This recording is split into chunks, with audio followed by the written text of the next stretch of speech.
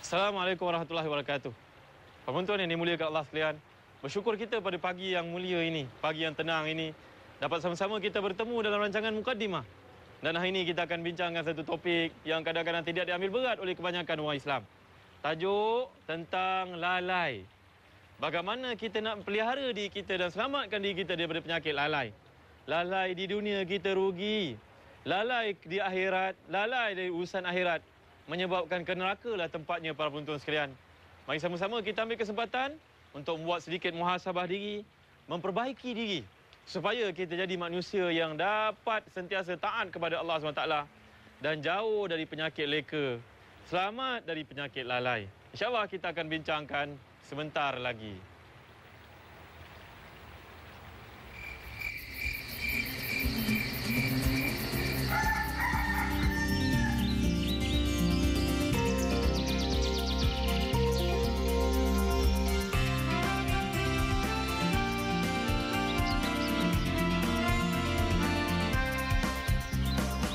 Penonton yang dimuliakan Allah sekalian, pada pagi yang damai ini, mari sama-sama kita berdoa. Antara doa yang hebat yang Nabi SAW ajarkan, saya petik daripada kitab yang bertajuk Perisai Muslim. Pada muka surat 73, Perisai Muslim ini adalah terjemahan dari kitab Arab yang bertajuk Hisnul Muslim, yang terjemahkan Dr. Abdul Basit Abdul Rahman, seorang ustaz dari Kelantan. Penonton dimuliakan Allah sekalian, doa yang Nabi ajar kita untuk amalkan, Allahumma bika asbahna wa bika amsayna wa bika nahya wa bika namut wa ilaikan nusyur. Allahumma bika asbahna wa bika amsayna wa bika nahya wa bika namut wa ilaikan nusyur. Ya Allah, dengan sebab Engkau, dengan kemuliaan Engkau, dengan kebenaran Engkau, dengan taufik Engkau, kami dapat menghadapi hari pagi ini, dan kami menghadapi hari petang. Dengan Engkau lah kami hidup dan kami dimatikan, dan kepada Engkau lah kami akan dibangkitkan semula, ya Allah. Baik para penonton dimuliakan Allah, kita sedang bincangkan bab yang penting dalam kehidupan. Kita doa kepada Allah kita supaya terhindar dari penyakit lalai. Tajuk kita lah lalai pada pagi ini. Lalai ini para penonton semua, kalau kita baca dalam satu firman Allah Subhanahu wa taala, "Walaqad dzara'na li jahannama katsiran minal jinni wal ins lahum qulubun la yafqahuna biha wa lahum a'yunun la yubsiruna biha wa lahum adhanun la yasma'una biha. Ulaika kal an'am bal hum adhal ulaika humul ghafilun." Sadaqallahul azim. Sungguhnya kami akan mengheret orang yang masuk golongan yang masuki neraka itu dari kalangan jin dan manusia, kerana mereka mempunyai akal tetapi tidak digunakan akal tersebut. Mereka memiliki mata tapi tidak digunakan mata itu untuk melihat dengan cara yang betul. Dan mereka memiliki telinga tetapi telinga itu tidak digunakan untuk mendengar perkara-perkara yang baik. Mereka itu macam haiwan ternakan. Bahkan mereka lebih teruk daripada haiwan ternakan. Mereka itulah orang-orang yang lalai. Rupa-rupanya kelalaian ini bukan sebarangan para penonton semua. Dia menyebabkan mengheret kita masuki neraka. Ghaflah dalam bahasa Arab ini jangan kita sangka lalai. Umpama anak-anak dalam menghadapi peperiksaan dia lalai membaca, mengulang kaji. Natijahnya dia akan gagal. Kalau gagal di dunia ini, barangkali boleh diimprove balik semula. Masih ada ruang untuk kita mencapai kejayaan itu balik semula. Kalau SPM, kita tak dapat urusan yang baik dalam bahasa Melayu, ada Julai paper. Tapi kalau kita kembali pada Allah Subhanahu Wa Taala dalam keadaan akaun akhirat kita, pahala kita kurang, maka alangkah ruginya diri kita para penonton semua. Maka marilah kita ambil kesempatan pada waktu ini untuk mengulang kaji, membuat sedikit muhasabah diri. Kerana dalam hadis Nabi SAW telah menyatakan, orang yang paling baik as-sa'id man dana nafsahu wa 'amila lima ba'dal maut, wasyaqiyyu man atba'a nafsahu hawaha wa tamanna 'ala Allahil amani, atau kama qala Rasulullah sallallahu alaihi wasallam. Orang yang cerdik adalah orang yang sentiasa memuhasabah dirinya, dan dia ini bersedia untuk perjalanan selepas kematian. Apakah persiapannya untuk menghadapi kematian itu? Bagaimana kehidupannya di alam barzah sebagai contohnya? Tapi orang yang menderita adalah orang yang mengikut hawa nafsunya, man atba'a nafsahu hawaha wa tamanna 'ala Allahil amani. Kemudian dia mencita-cita atas Allah macam-macam impian yang tidak pernah cuba untuk dilaksanakan, dia cuma berangan-angan sahaja. Kalau kita perhatikan perkataan ghafala dalam bahasa Arab, dia merujuk kepada makna lalai. Lalai ini dikata kalau kita perhatikan satu firman Allah dalam surah Taha pula, wa man a'rada an dzikri fa inna lahu ma'isyatan dhanka wa nahsyuruhu yaumal qiyamati a'ma. Qala rabbi lima hasyartani a'ma wa qad kuntu basira. Qala kadzalika atatka ayatuna wa nasitaha wa kadzalika al-yauma tunsa. Ayat 1, 2, 3 surah Taha. Sesiapa yang lalai dan mengerti ayat-ayat kami, maka kami akan jadikan hidupnya itu penuh dengan kesusahan, sempit. Dan kami akan himpunkan dia di akhirat besok dalam keadaan buta. Lalu dia bertanya kepada kami, ya Allah, mengapalah aku buta pada hari ini? Sedangkan di dunia dahulu aku celik. Kata Allah Subhanahu Wa Taala, begitulah kamu ketika datang ayat-ayatku, kamu lalai dari mengingatinya. Maka kamu menjadi orang yang dilupakan pada hari ini. Para penonton dimuliakan Allah sekalian, lagi sekali kita lihat lalai. Lalai di dunia ini natijahnya, impaknya, kesannya cukup perit di akhirat kelak para penonton semua. Para penonton dimuliakan Allah. Lalai. Lalai dari menjalankan sebagai tanggungjawab seorang hamba Allah. Lalai daripada melaksanakan tanggungjawab sebagai seorang bekerja. Lalai seorang isteri dari menjalankan tanggungjawab sebagai seorang suri rumah. Lalai seorang suami daripada tanggungjawab peranan sebagai seorang bapa dan seorang suami. Ingat kita kepada wasiat Nabi SAW. Ala kullukum ra'in wa kullukum mas'ulun an ra'iyatih. Kafa bil mar'i athiman an yudai' man yaqut. Cukuplah seseorang itu berdosa di sisi Allah bila dia mengabaikan tanggungjawabnya sebagai seorang yang di bawahnya ada orang bernaung di bawah beliau. Beliau ini melupakan tanggungjawab orang di bawah naungannya. Cukup berdosa besar orang-orang yang melalaikan tanggungjawab kepada isteri dan anak-anak. Menurut hadis Nabi SAW di sini. Sekarang kita bercerita bab lalai. Macam mana nak mengubat penyakit lalai ini? Agak-agak ada tak satu-satu ubat yang boleh kita makan, dan dengan sebab itu kita terpelihara daripada kelalaian. Apa tuan semua, lalai ini sarangnya dalam hati. Kenapa hati kita lalai? Kerana kita terlalu cinta dunia. Kita terlalu sibuk dengan urusan dunia sampai kita terlupa tanggungjawab yang lebih penting.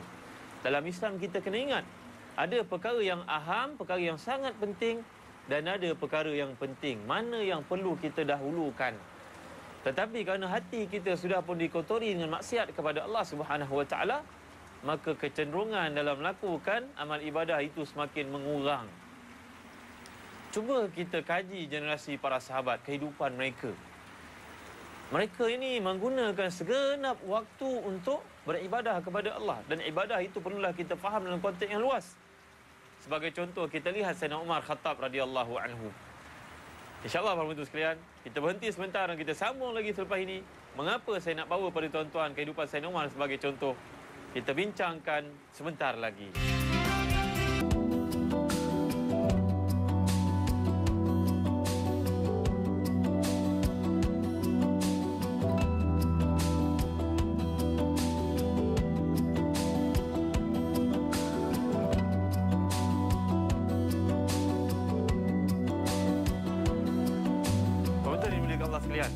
Saya masih lagi menatapi kitab Syama'il Muhammad. Bagaimana Nabi SAW memberi motivasi kepada para isteri. Yalah, kadang-kadang manusia ini lalai.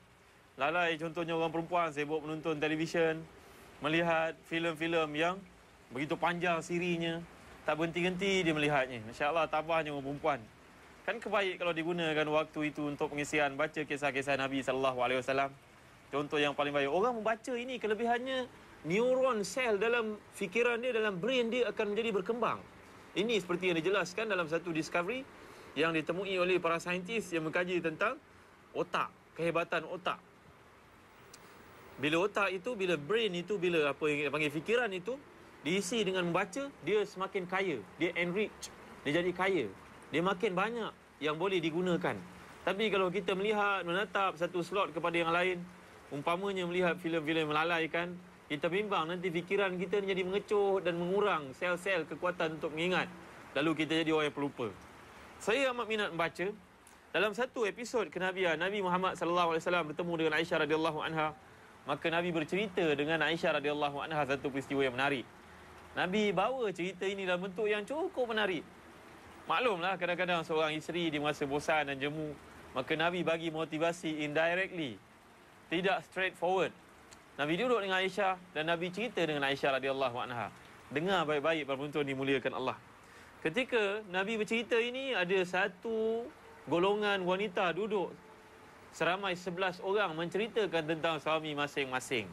Saya terjemahkan. Perempuan yang pertama berkata bahawa suami saya ni umpama unta kurus yang duduk di bukit yang tinggi. Agak-agak faham tak apa tamsilan yang nak dibawa di sini? Tamsilan yang nak dibawa di sini.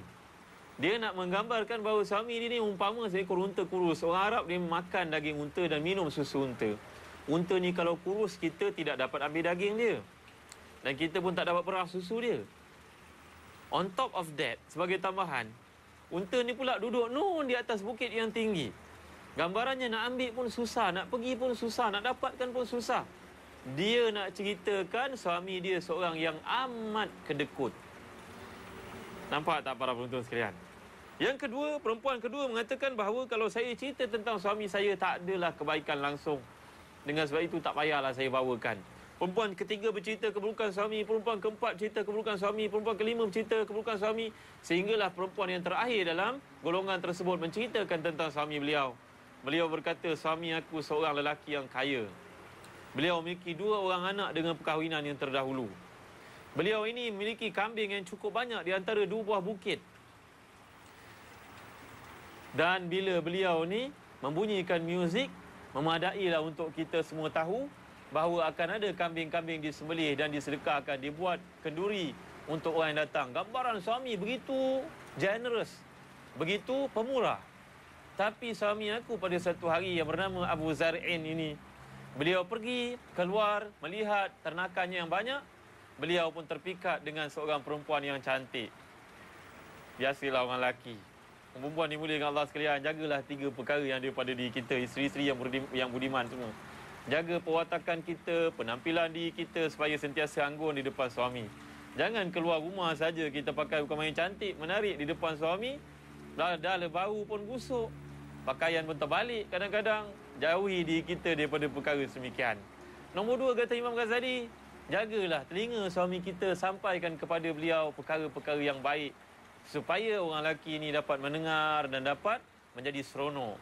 Yang ketiga, wasiat Imam Ghazali menurut hadis-hadis Nabi SAW yang banyak, biarlah penampilan kita ni bau kita harum dan juga memikat suami. Janganlah bau belacan, bau bawang merah, bawang putih. Baik bapak-bapak sekalian, kisah yang saya nak kemukakan dari kitab Syama'il Muhammad ini adalah untuk menampakkan kepada kita bagaimana nak menghilangkan kebosanan dalam diri seseorang keliling kita. Maklumlah anak-anak ke ataupun isteri, kadang-kadang diserang penyakit jemu dan bosan. Bila jemu dan bosan, dia mula lalai. Dia mula melambatkan semayang dia. Dia mula melekakan untuk pergi ke kuliah-kuliah. Dia mula menangguh-nangguh untuk melakukan perkara-perkara yang baik, amal bakti, amal saleh. Jadi kita sebagai suami hendaklah mendekati, kita sebagai ayah hendaklah menyampaikan kata-kata yang paling baik. Kan Nabi SAW telah pesan kepada Sayyidina Umar, kadal halimu an yakuna nabiyan. Orang yang penyabar itu terhadap keluarganya, dia akan hampir-hampir dipilih Allah menjadi Nabi. Mana tinggi kedudukan orang yang sabar, yang hikmah menghadapi keluarga yang sedang lalai. Maklumlah para penonton sekalian, dalam hadis sahih Bukhari Muslim meriwayatkannya, ni'matani maghbunun fihima kathirun minan nas, as-sihhatu wal faragh.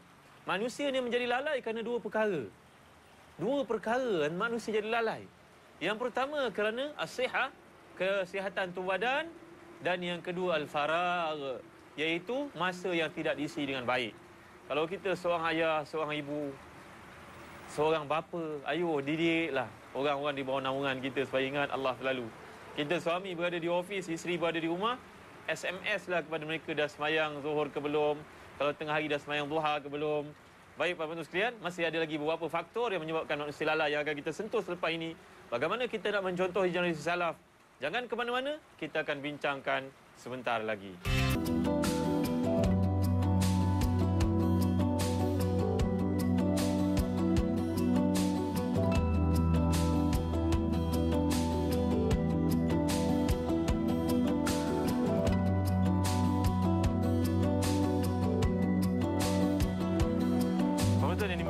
sekalian.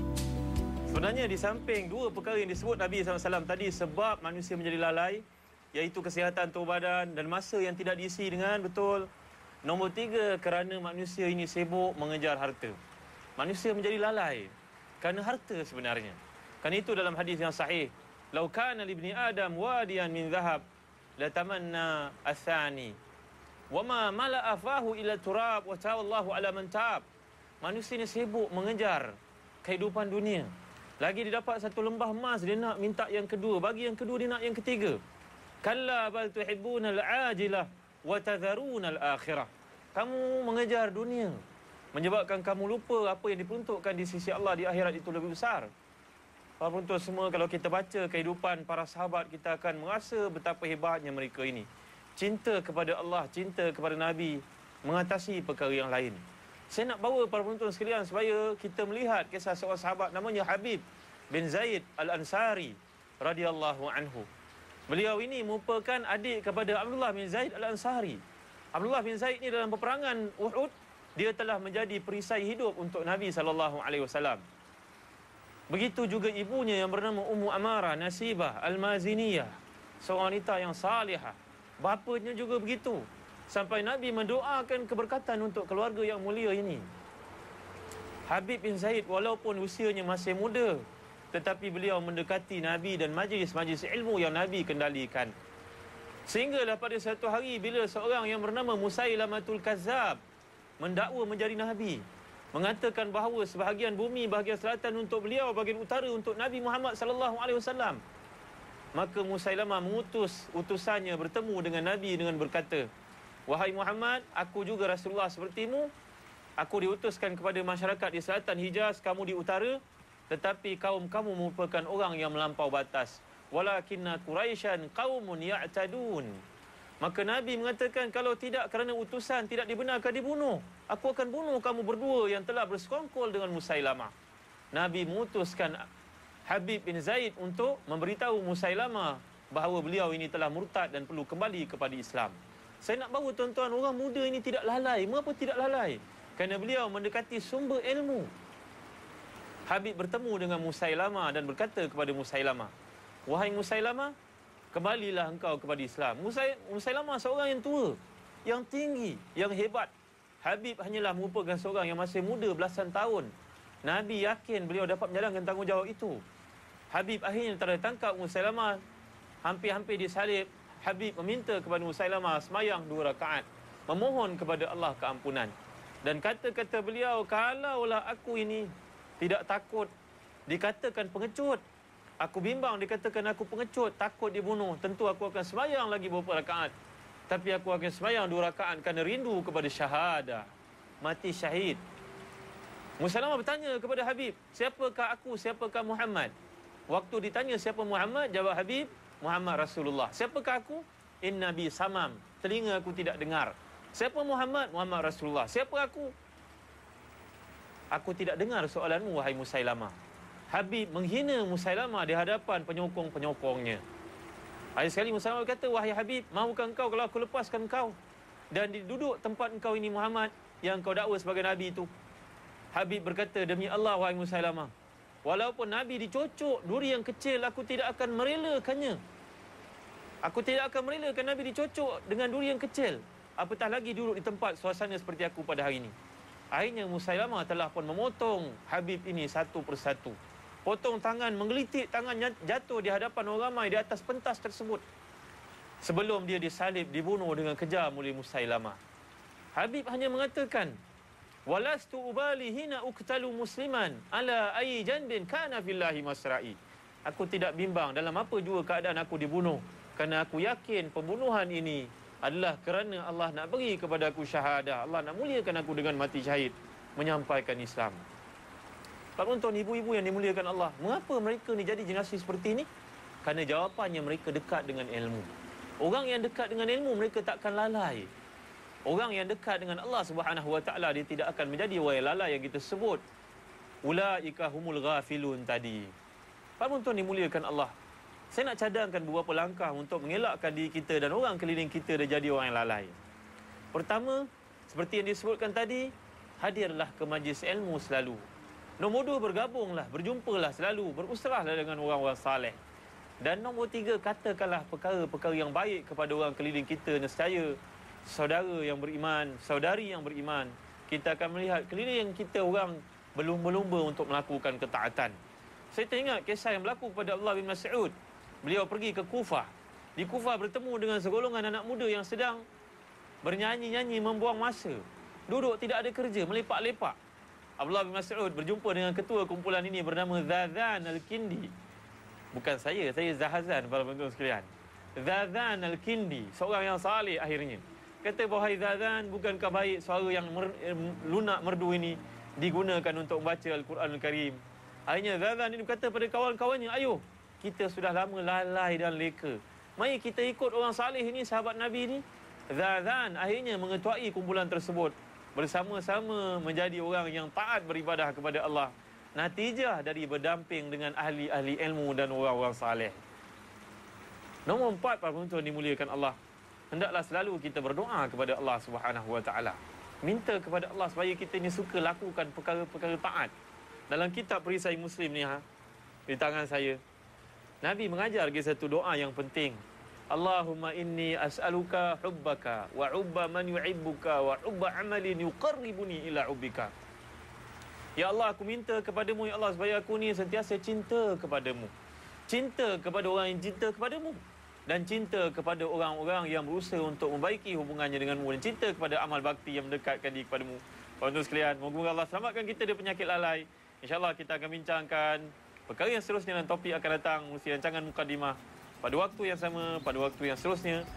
Wassallallahu ala sayyidina Muhammad wa ala alihi wa sahbihi wasallam. Assalamualaikum warahmatullahi wabarakatuh.